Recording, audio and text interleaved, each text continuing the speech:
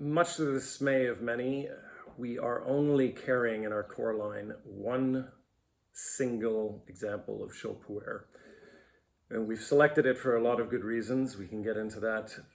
We choose to focus, we have chosen over the past years to focus on raw Sheng pu'ers simply because it's easier to source at the source and to be a part of the production from the moment that the teas are cultivated, when they go through their withering stage, their pan frying, their drying, all of these stages. It's easier to be a part of that process at the beginning of a raw Sheng pu'er journey than it is often the Shou pu'er journey, which goes through this fashao, this pile fermentation process, which basically puts tea in an incubation area for microbes to accelerate the aging process.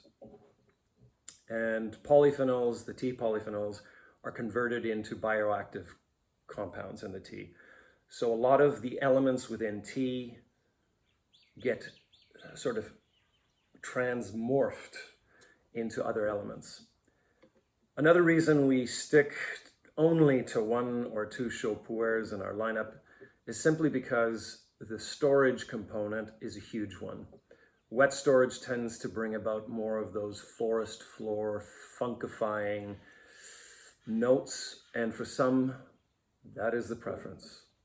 For myself, I still prefer, if we can find a Shou pu'er that still reflects even a little bit of the terroir behind it, that's a Shou pu'er that I'd prefer to be able to offer. And so I came upon a 2016 summer harvest from the little tea-making bastion village of Ngoi in the Bulang Mountains. And for whatever reasons, over the years, Bulangshan has produced a raw material that seems more amenable to this whole pile fermentation, this whole process of turning just simple leaves into cooked or ripe pu'er. Some people will point to the fact that the leaves produced on Bulang Mountain are slightly more vegetal and a little bit more astringency than in other areas. And one thing to keep in mind always is in Yunnan, this idea of a little astringency or a little bit of bitterness isn't necessarily a bad thing.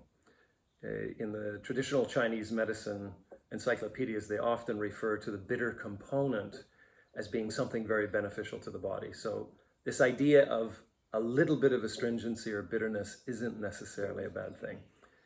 This present 2016 summer harvest Ngoi Bulang Mountain offering is a superb example of how Shou can evolve under dry storage.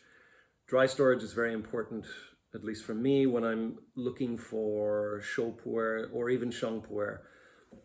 Between 50, 55, 70, 75% humidity is ideal, as this does not tend to introduce as many external influences on the flavor, the final cup sip in a tea.